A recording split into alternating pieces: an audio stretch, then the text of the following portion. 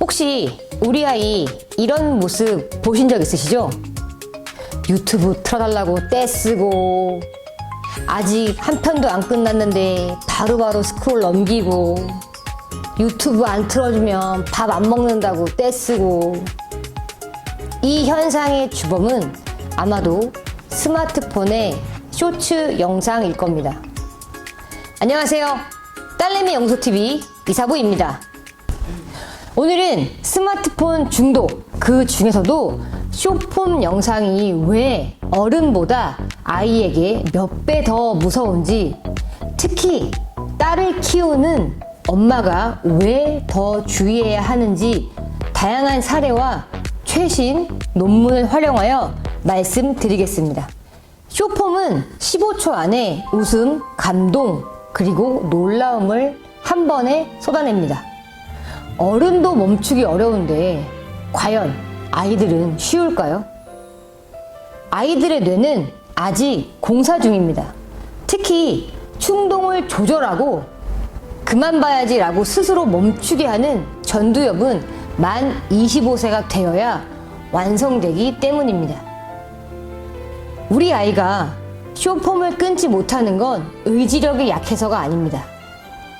브레이크가 아직 장착도 안 된 자동차를 내리막길에 놓는 것과 같다고 볼 수 있습니다.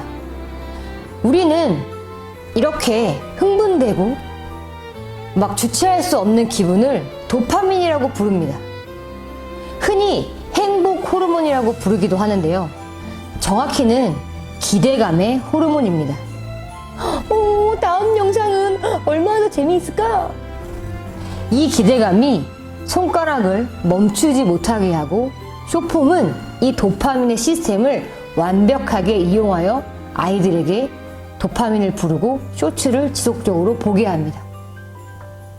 숏폼을 많이 보는 사람들의 뇌파를 측정했더니 전두엽이 과제를 수행할 때 제대로 활용하지 않고 숏폼 중독 경향이 높을수록 자기 통제력도 함께 떨어진다고 합니다. 쉽게 말하면 브레이크 페달을 밟아도 유압이 약해서 차가 잘 안 서는 상태가 되는 것입니다.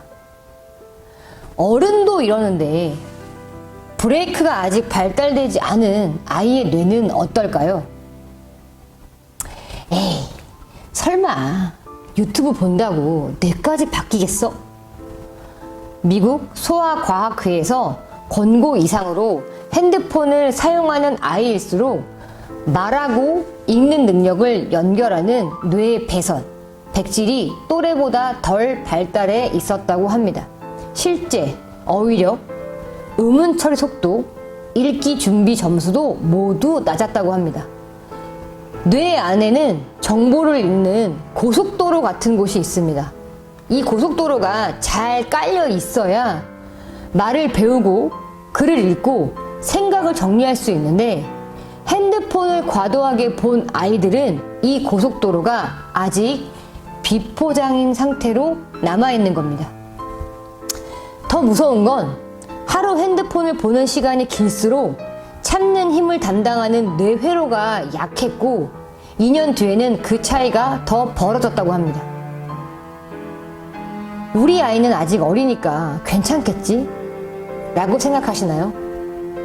일본의 대규모 출생 코호드 연구에서 만 1세 때 스크린 시간이 긴 아이일수록 만 2세와 4세에서 의사소통 문제 해결 능력이 유의하게 지연되었다고 합니다.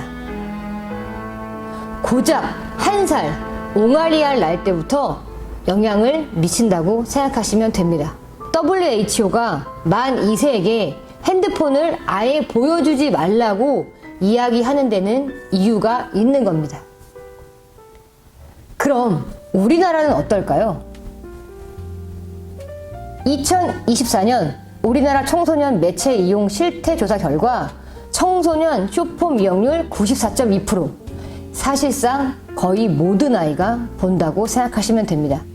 2023년 스마트폰 과의존 실태 조사에서는 만 3세에서 9세 과의존 위험군 19.1%, 청소년 과의존 위험군 40.1%, 10명 중 4명의 아이가 위험군에 속해 있는 겁니다. 응답자의 56.5%가 스마트폰을 주기적으로 확인하지 못하면 불안하다고 답했고, 35.5%는 장시간 사용 후 우울감, 무기력감, 이른바 스마트폰 번아웃을 느낀다고 했습니다. 요즘 어머님들이 저에게 가장 많이 이야기하시는 말들이 있어요. 뭐냐면, 책을 읽자고 아이한테 이야기하면 1분도 읽지 못한다고 합니다. 말을 걸면 대화를 하는 게 아니라 핸드폰을 보기 바쁘고, 이 정도라면 과연 학교나 학원에서 수업은 제대로 받는지 의구심이 든다고 이야기하십니다. 헬스조선이 보도한 2025년 연구에서도 하루 핸드폰 시간이 긴 아이일수록 그 시간이 지나면 ADHD 증상이 더 심해지는 경향을 확인했고, 처음부터 ADHD가 있었던 게 아니라 핸드폰의 사용을 많이 할수록 그 증상은 악화될 수 있다는 겁니다. 자, 여기서 꼭 드리고 싶은 이야기가 있습니다. 집중하세요. 쇼폰 중독, 남자아이와 여자아이 중 누가 더 심각할까요? 2025년 미국 프리서치 센터가 13세부터 17세 청소년 1,458명을 조사한 결과 틱톡을 하루 종일 거의 끊임없이 본다고 답한 비율, 여학생 25%, 남학생 17%입니다. 여학생 넷 중에 한 명이 하루 종일 틱톡에 빠져 있다는 겁니다. 2024년 스페인에서 12세부터 18세 청소년 1000명을 대상으로 한 연구 결과는 같은 패턴, 하루 2시간 이상 틱톡을 쓰는 비율이 여학생은 24.4%, 남학생은 15.5%, 거의 10포인트 이상 차이가 납니다. 그럼 남학생은 뭘 할까요? 남학생은 대부분 게임입니다. 유튜브 긴 영상을 보고 게임 스트리밍을 대부분 보는 거죠. 전체 스크린 타임은 남학생이 하루 30분 더 길기도 합니다. 같은 핸드폰 중독이라 할지라도 경로가 다르다는 걸 보실 수 있습니다. 남학생은 게임이라는 경로로, 여학생은 쇼폼이라는 경로로 빠지게 되는 겁니다. 그런데 쇼폼은 게임보다 더 무서운 특징을 가지고 있습니다. 게임은 그래도 문제를 풀고 전략을 세우고 실패를 하더라도 다시 도전하는 과정이 있습니다. 최소한의 전두엽을 쓰는 일은 하는 겁니다. 하지만 쇼폼은 스크롤만 하면 됩니다. 생각할 필요 없고 기억할 필요도 없고 노력할 필요도 없습니다. 보상회로와 시각 영역, 이 두 곳만 불타오르고 나머지 뇌는 꺼져 있는 상태. 뇌과학적으로는 가장 수동적인 형태의 미디어 소비입니다. 그래서 딸을 키우는 엄마가 더 주의하셔야 합니다. 우리 딸이 쇼폼이라는 도파민 폭포수 아래 더 오래, 더 깊이 빠질 확률이 높고, 그 안에서 또래 비교, 체형 불안, 관계 스트레스라는 부작용까지 함께 가져오기 때문입니다. 쇼폼에 빠지는 것도, 그 안에서 상처를 받는 것도, 끊기 어렵다고 느끼는 것도 전부 여학생에게 두드러지는 현상입니다. 특히 여자애들이 사춘기를 접어들면 감정의 파도가 더 세게 옵니다. 그때 스스로 감정을 조절하는 내적 근육이 없으면 고스란히 쇼폼이라는 도파민에 빠져들게 되는 겁니다. 그리고 그 안에서 또래 비교, 외모 불만이라는 2차 상처를 받는 악순환이 시작될 수 있는 겁니다. 여기까지 들으시면 우리 딸 핸드폰 많이 보는데, 영상 많이 보는데 돌이킬 수 없는 거 아니야? 절대 아닙니다. 뇌에는 놀라운 복구 능력이 있습니다.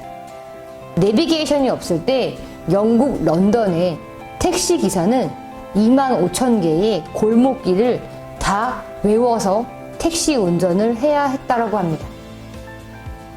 택시 기사들의 뇌를 촬영했더니 해마가 다른 사람보다 훨씬 더 크게 나타났다고 합니다. 이게 바로 뇌소성, 쓰면 쓸수록 뇌가 자란다는 증거입니다. 어른도 이렇게 변하는데 한창 자라는 아이의 뇌는 어떨까요? 질병관리청도 미디어를 끊으면 ADHD 증상이 완화될 가능성이 있다. 그 기전은 뇌신경 가속성으로 설명된다라고 밝히고 있습니다. 지금 어떤 자극을 주냐에 따라서 얼마든지 다시 건강하게 자랄 수 있습니다. 마지막으로 이 말씀을 드리고 싶습니다. 우리 딸이 쇼폼에 빠지게 되는 진짜 이유는 쇼폼이 재미있어가 아니라 혹시 현실이 재미없다고 느끼기 때문은 아닐까요? 쇼폼은 아이들의 빈자리를 파고듭니다. 학원과 학원 오가는 시간에, 그리고 학원에서 대기하는 시간에, 또는 식구들끼리 있지만 다 같이 핸드폰을 볼 때, 그 빈자리는 쇼폼이 대신 채우고 있는 겁니다. 어떤 어머님은 이렇게 말씀하세요. 학생이 공부하면 되지. 공부할 시간도 없는데. 이렇게 말씀하십니다.